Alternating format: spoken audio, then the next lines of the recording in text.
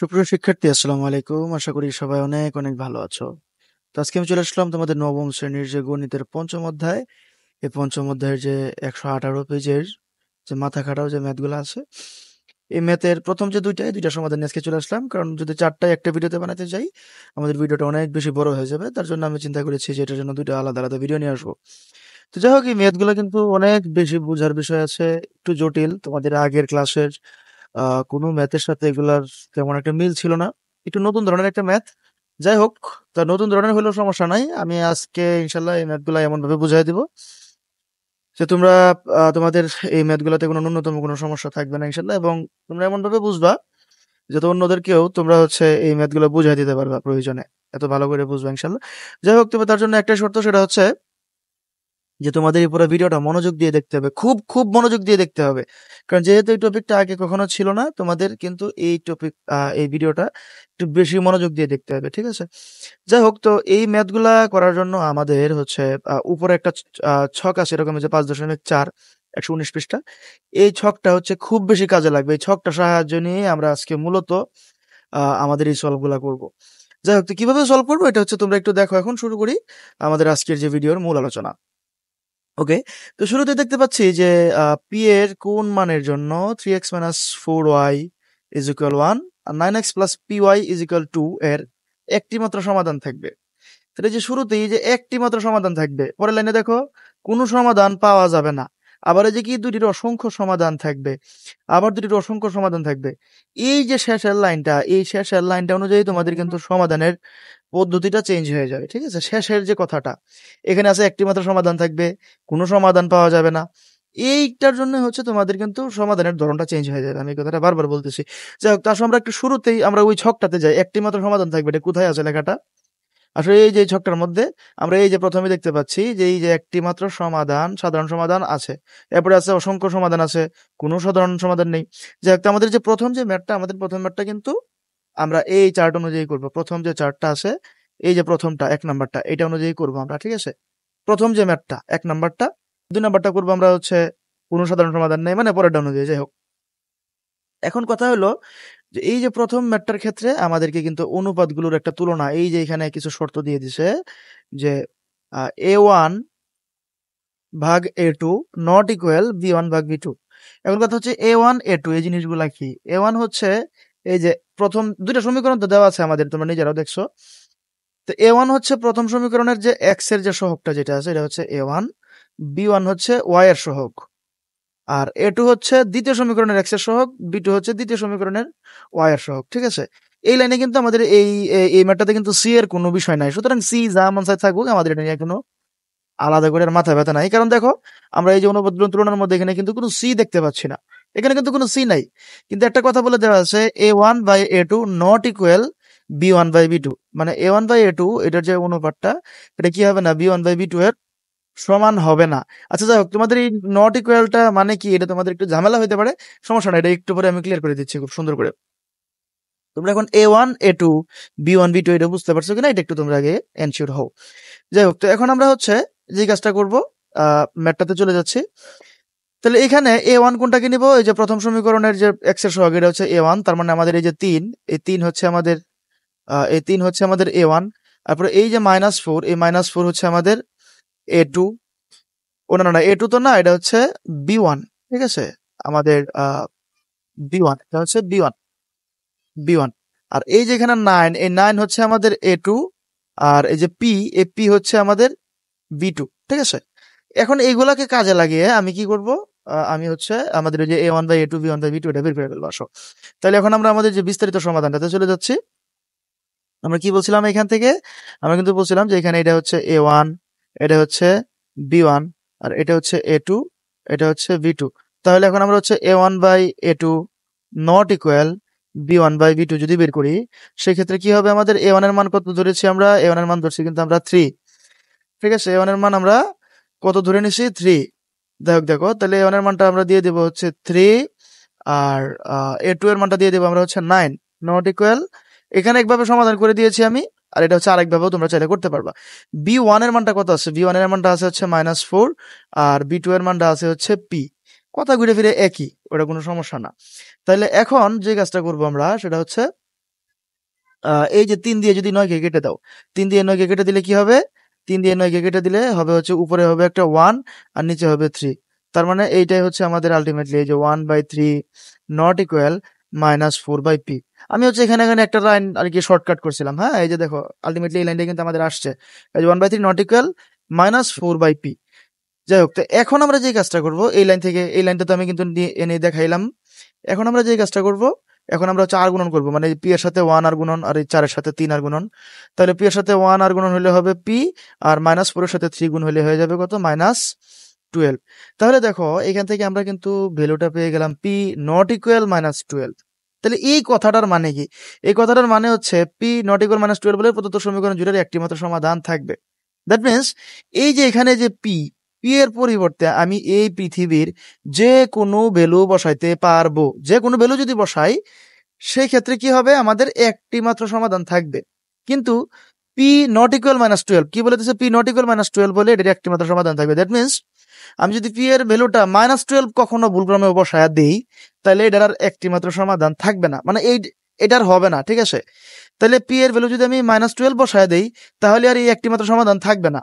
কিন্তু পি যদি not equal -12 হয়, মানে পি এর মানটা যদি আমি -12 না বসাই, -12 বাদে অন্য পৃথিবীর যে কোনো ভ্যালু -1 -2 -3 -4 1 2 3 4 1 লাখ 2 লাখ যে কোনো কিছু বসাই, এখানে একটি মাত্র সমাধানই কিন্তু থাকবে। ঠিক আছে? যাই বসাই একটি মাত্র সমাধান থাকবে। যদি -12 বসায় দিই, সেই ক্ষেত্রে আমাদের ওই একটি মাত্র সমাধান থাকবে না। ঠিক আছে? তো এই হচ্ছে আমাদের আজকের এই যে 1 নাম্বার যে ম্যাথটা, আশা করি তোমরা কিন্তু এটা খুব ভালো করে বুঝতে পারছো। আমি চেষ্টা করছি তোমাদেরকে এই যে চার্টের আলোকে এটাকে খুব সহজ করে বুঝায় দেওয়ার জন্য। ঠিক আছে? তো সুপ্রিয় শিক্ষার্থী, এখন আমরা হচ্ছে চলে যাচ্ছি আমাদের যে আজকের এই ম্যাথটির দ্বিতীয় যে ম্যাথটা আছে, দ্বিতীয়টার আলোচনায়, এবং পরবর্তী ভিডিওতে কিন্তু আমরা নিয়ে আসবো 3 নাম্বার এবং 4 নাম্বার ম্যাথের যে সমাধান। ঠিক আছে? তো সেগুলো পেতে হলে ভিডিওতে অবশ্যই লাইক করে দিতে হবে এবং চ্যানেলটি তো অবশ্যই সাবস্ক্রাইব করে রেখে দিতে হবে। তো সুপ্রিয় শিক্ষার্থী, তোমাদের কাছে এই জায়গাটা আমার কাছে মনে হচ্ছে একটু ঝামেলা মনে হতে পারে যে পি নট ইকুয়াল -12 হলে। এখন কথা হচ্ছে তোমরা কিন্তু ওই চার্টে একটা বিষয় খেয়াল করো, এখানে কিন্তু এই যে নট ইকুয়াল এটা কিন্তু উল্লেখ করাই আছে। দ্যাট মিনস এটা নিয়ে আর বেশি কনফিউজ হওয়ার দরকার নাই। মূল কথা হচ্ছে যে ভ্যালুটা আসছে এটা নট ইকুয়াল হবে। এটা যদি নট ইকুয়াল হয় তাইলেই আর একটা মাত্র সমাধান থাকবে। ঠিক আছে? ওকে, তাহলে এখন আমরা হচ্ছে চলে যাচ্ছি আমাদের যে 2 নাম্বার যে ম্যাথটা ছিল এটার আলোচনায়।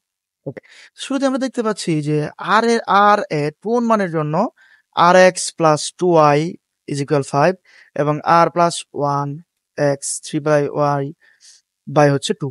যাই হোক, তো এখান থেকে আমরা যে কাজটা করবো, আগে আমরা এ কোনটা বি কোনটা সি এগুলো একটু সিলেক্ট করে নেই। এখানে এই যে আর, এটা হচ্ছে আমাদের a1, এটা হচ্ছে আমাদের v1, এটা হচ্ছে c1, এটা হচ্ছে a2, তারপরে এই যে y এর যে সহগটা এটা হচ্ছে v2, আর এটা হচ্ছে c2। ঠিক আছে? এইগুলা হচ্ছে আমরা আপাতত ফাইন্ড আউট করলাম। এখন আমরা দেখি কি আছে এখানে। সমীকরণ দুইটি কোনো সমাধান পাওয়া যাবে না। তাহলে কোনো সমাধান পাওয়া যাবে না, এই কথাটা কোথায় আছে আমাদের দেখি তো, আমাদের এই চার্টের মধ্যে। এই যে কোনো সমাধান নেই, এখানে তো আছে অসংখ্য সমাধান আছে, সুতরাং এটা বাদ। বলছে কি কোনো সমাধান নেই।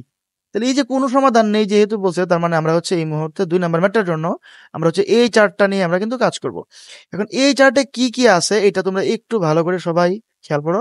এই চার্টে কি কি আছে? a1/a2 equal b1/b2 not equal c1/c2। তার মানে এই অনুযায়ী কিন্তু আমাদের কাজটা করতে হবে। ওকে, এই অনুযায়ী কিন্তু আমাদের কাজটা করতে হবে। এইটা হচ্ছে মূল, এই ছকটাই আমাদের মূল গাইডলাইন, এইটা অনুযায়ী আমাদের ম্যাথটা সলভ করতে হবে। তাহলে a1/a2 is equal b1/b2 not equal c1/c2, এটা আমরা একটু লিখে নিচ্ছি। কি হবে আমাদের? এখানে আমরা এটা একটু লিখে নিচ্ছি, আমরা একটু কালারটা চেঞ্জ করে নিই, লাল হইলে আমাদের জন্য ভালো হয়। আসো, তাহলে এটা কি হবে? a1/a2 equal b1/b2 not equal c1/c2। ঠিক আছে? এই মূল যে এটা হচ্ছে আমাদের মূল রুলসটা, এটা আমরা লিখে নিলাম। এই অনুযায়ী আমরা আমাদের আজকের পুরো ম্যাথটা সলভ করব। ওকে, তো তাহলে এখন আমরা যেটা দেখতে পাচ্ছি, একটু আগে আমরা বলছিলাম যে এটা হচ্ছে আমাদের a1 এর মান, এটা হচ্ছে b1, এটা হচ্ছে c1, এটা হচ্ছে a2, এটা হচ্ছে b2, আর এটা হচ্ছে c2। এইগুলাকে বসায় আমরা এখন কাজটা করব। এখন দেখো এই যে আমার কথা অনুযায়ী কিন্তু এখানে মানগুলা কিন্তু আমরা বসাই দিচ্ছি। সমীকরণ দুইটির কোনো সমাধান থাকবে না যদি এই যে এ অনুযায়ী দেখো a1 এর মানটা কত আমাদের r, এই যে r বসাই দিলাম। a1 এর নিচে কত আছে? a2 কত? r+1, এই যে r+1 বসাই দিলাম। এরপর হচ্ছে ইকুয়াল দেওয়া আছে, ইকুয়াল দিলাম। b1 এর মান কত হচ্ছে আমাদের? b1 এর মান হচ্ছে 6, এই যে 6 দিয়ে দিলাম। ও আচ্ছা, আমরা এখানে হচ্ছে 6 দেই নাই, আমরা হচ্ছে সরাসরি 2 দিছি। কেন 2 দিছি একটু দেখাই দিচ্ছি। দেখো d1 এর মান হচ্ছে হয়ে যাবে কত? 6 আর আমাদের এখানে কত হয়ে যাবে?